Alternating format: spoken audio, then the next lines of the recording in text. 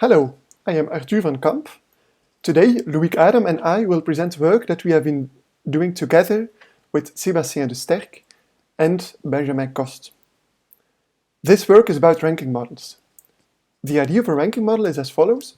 Consider n horses competing with each other in a horse race.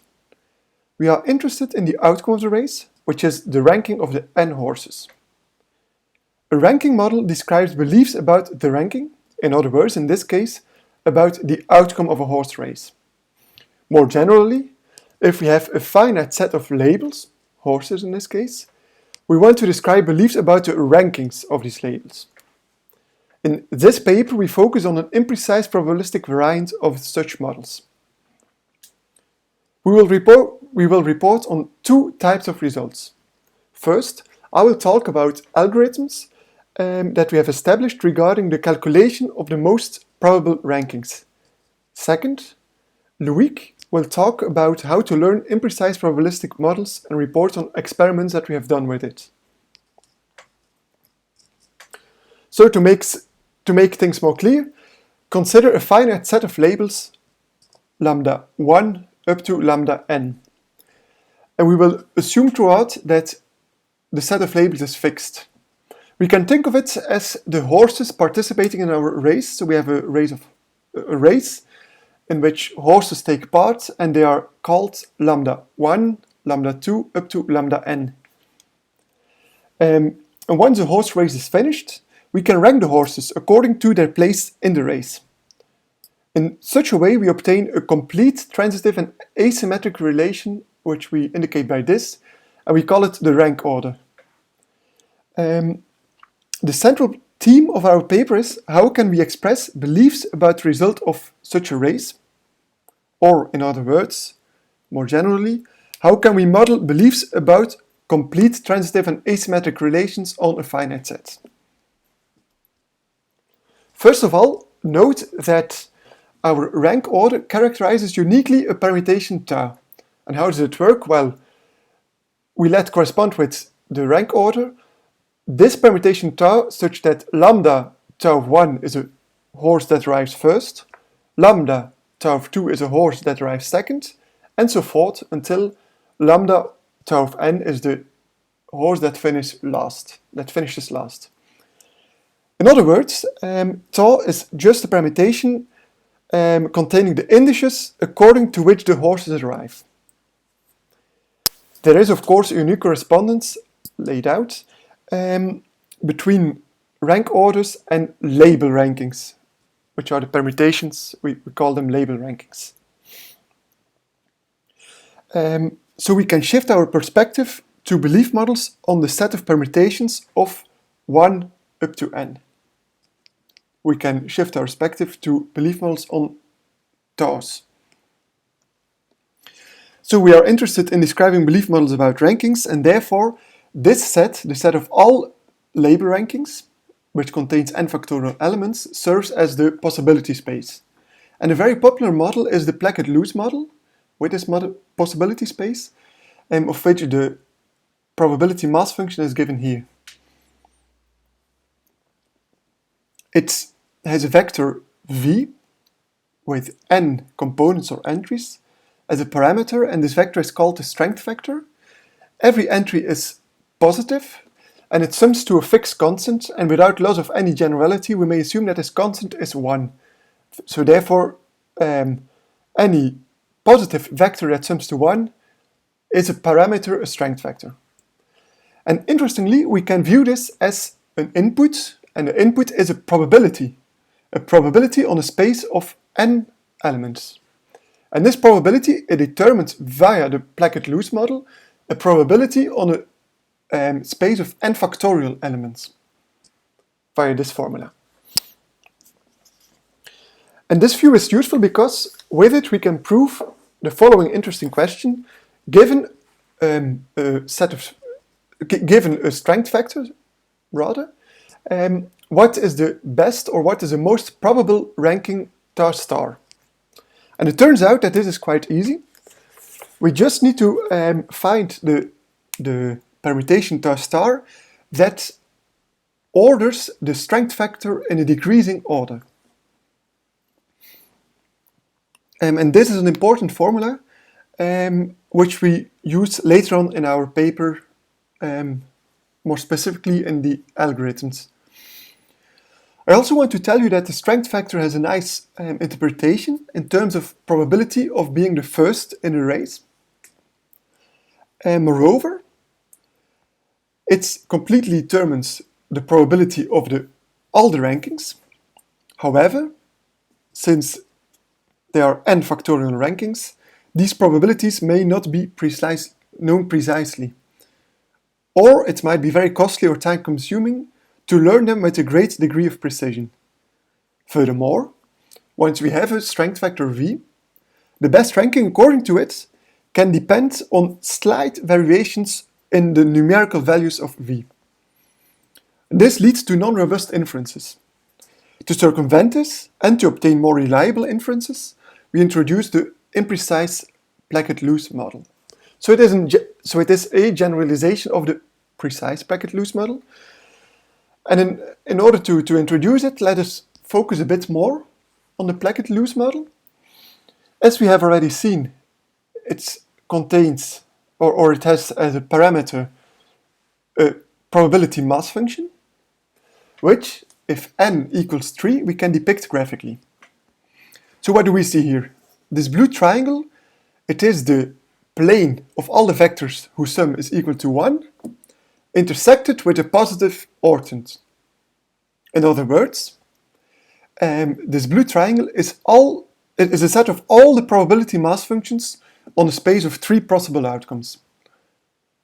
It is called the 2 simplex. Also, and therefore, every point u of this place is a graphical depiction or a graphical representation of a strength factor.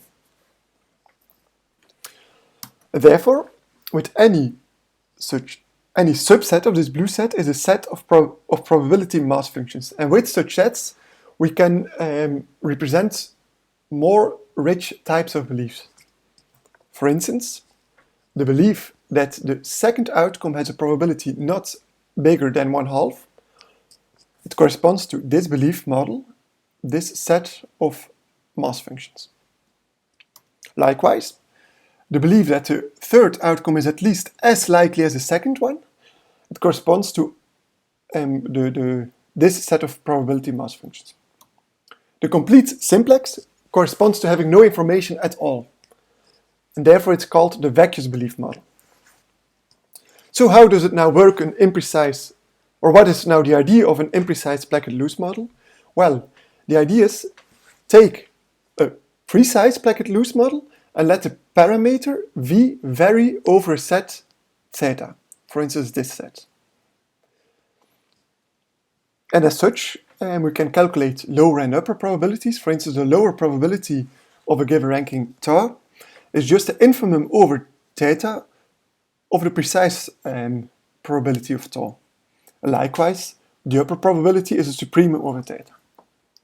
So this is an imprecise Plackett-Luce model.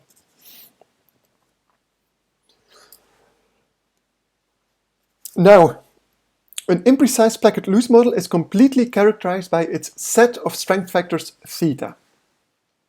So one important question is, how can we find the best or most probable ranking? And now we encounter a problem. Why? Because before we always had one best ranking, or in a degenerate case, multiple best rankings, but all with the same highest probability. Whereas in this case, it is not even obvious how to define what it means to be best ranking. In general, moreover, there will not be one unique best ranking or multiple best rankings all with the same probability, because we have a set of probabilities. And here we will consider two common ways to generalize the meaning of being a best ranking. The first method uses this partial order on the rankings. So we say that ranking 1 is better than ranking 2 when the probability of ranking 1 is higher for every strength factor in theta. This defines a partial order on the complete set of rankings. And then we can just take as set of best rankings the set, my apologies, we can just take as a set of best rankings a set of undominated rankings, depicted here. Any such ranking is called a Wally-Sen maximal ranking, and the corresponding decision rule is called Wally-Sen maximality. Note here that in general, we may have more than one ranking that is contained at M, and if we have two, let's say, rankings in it, they are generally incomparable. The second way to generalize, or the second common way to generalize the notion of a best ranking that we consider here is called E-admissibility. How does it work? Well, you consider any V, any strength factor in your set of strength factors theta, and you collect for every V the rank order, the label ranking tau that maximizes this probability. And as such, we obtain a set in general. And a useful property here, which holds in more general settings than ours, is that every E-admissible ranking is also a maximal ranking. This is depicted in this set inclusion here. So, the obvious research question that we tackled in the first part of the paper is: how can we calculate the maximal or E-admissible rankings efficiently? In general, this is not an easy task to do, but here, due to the structure of the Plackett-Luce model, there is hope. We establish results in two different directions. First, we consider arbitrary sets, theta, and we establish an efficient algorithm to calculate an outer approximation of the set of the Wally-Sen maximal rankings. The idea of our algorithm is to consider pairwise comparisons between two rankings that are close enough to each other, and we show that in this way we obtain a conservative or safe or outer approximation very efficiently. The second type of results were concerned with a specific type of set of strength factors, namely a set of strength factors that is generated by probability intervals. And in this case, we establish two exact algorithms. First one is an efficient algorithm to determine whether a given ranking is E-admissible. Second one is another algorithm to calculate all the E-admissible rankings. However, we do this by navigating over a search tree and use a branch and bound technique to prune branches if possible, whenever possible. However, as a side note, as all branch and bound technique algorithms, it is not necessarily efficient because its worst case complexity is quite bad. Namely, it is factorial in n. However, in a way, this is the best we can expect to get, because if theta would be the vacuous set, remember the complete simplex, then every ranking would be E-admissible. Therefore, our algorithm needs to print all the rankings, of which there are n factorial, and the printing of n factorial things, well, it takes a time complexity of n factorial. So in a way, it is the best we can hope to get, and we prove that in many cases, our algorithm is indeed efficient.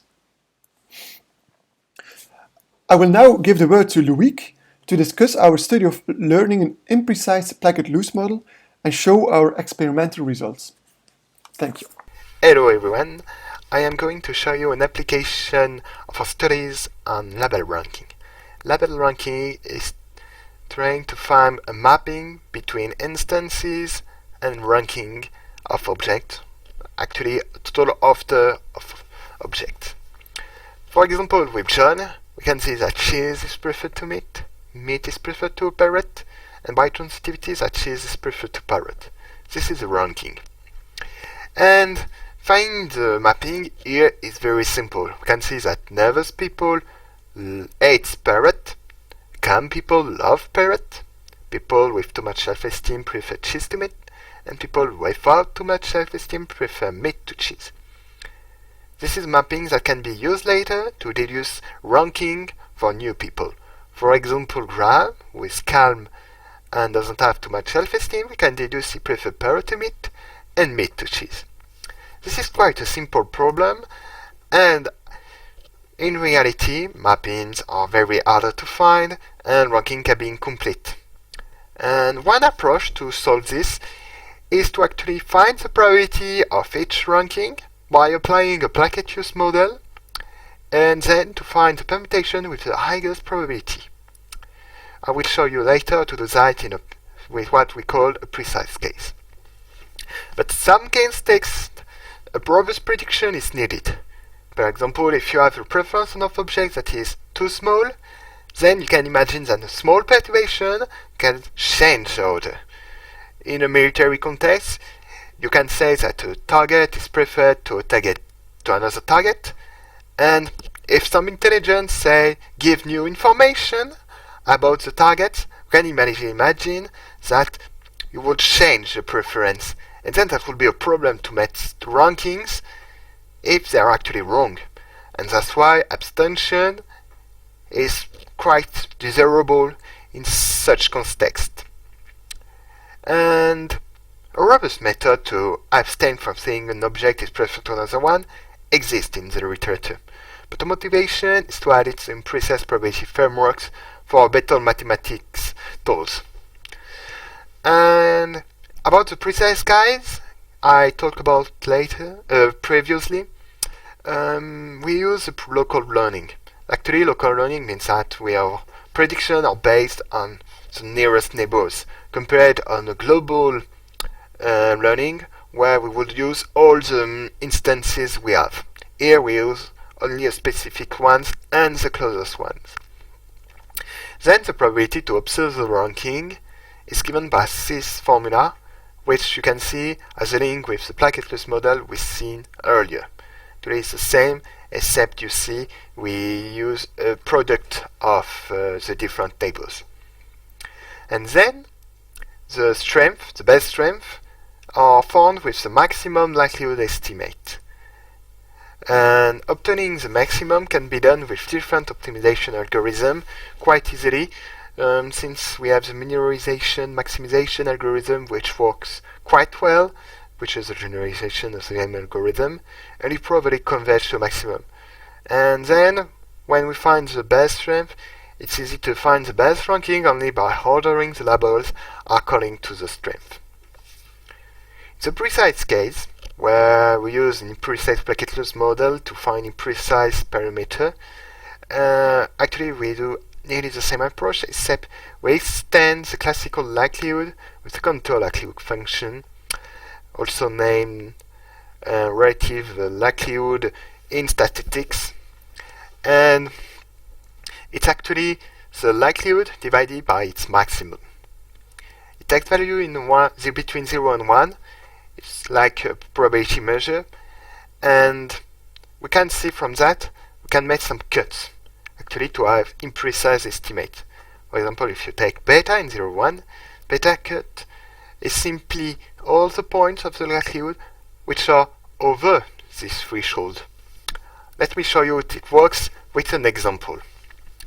With the generated function, here it's an example with only 3 labels, we will take 2 beta cuts. With the first beta cut of 0, 9, you see all the layer points are within a zone. That means all the points give the same ordering. Perhaps not the same label with the same probability, or the same, let's say more precisely that the strength don't have the same value, but the ordering will be the same. Meanwhile, with a beta cut of 0, 5, you can see all the points are not in the same zone. I suggest to look at the red median, for example. You see that the points are all around. That means that under the red median, that the points say that V1 is preferred to to the label 2, and other that the label 2 is preferred to label 1. This is clearly a contradiction, and that means we can say if one is preferred to another one. And you see the idea of our method. We generated points, and we see if they give the same preferences. And if some preferences are different, then we abstain from predicting. Now we will do some experiments to compare our method with the one in the literature. We will use two metrics, the correctness and the completeness. The correctness, let us show if the predicted ranking is the same with the original ranking. Meanwhile, the completeness tells us if we have predicted enough labels. Let's say, for example, we have very robust prediction with no label. Then the correctness will be 1, there is no mistake, but the completeness will be 0, because we predicted no label. And then we tested with different data sets. And of course, we made some precaution with cross-validation. And finally, we tested it with different perturbation, missing elements in the ranking, and swapped labels. And here are the results. So first, let's say a full comparison with no perturbation. We see both methods compare the same. It's quite on par, similar results, which is quite nice, but we would like to see our method perform better in some cases. Yet, we are not sure yet, but possibly our method is better when it comes to have different results depending on the amount of data. Let's say our method, when you give more data, it will give more complete prediction, and with less data, it will give more prudent. But we are not too sure yet, but I think this is interesting to say.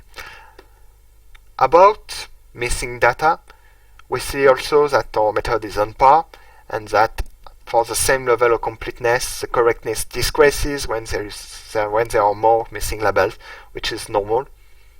And for swap labels, you have the same behavior, which means our method is really on par, and we still have to then identify more specific case where it works.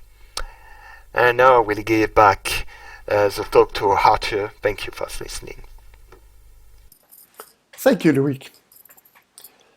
I will quickly skim over our results. First, we have introduced the imprecise Plackett-Luce model by letting the parameter of a precise Plackett-Luce model vary over a set of parameters. Second, we established algorithms to find auto-approximations of the maximal rankings and the inadmissible rankings.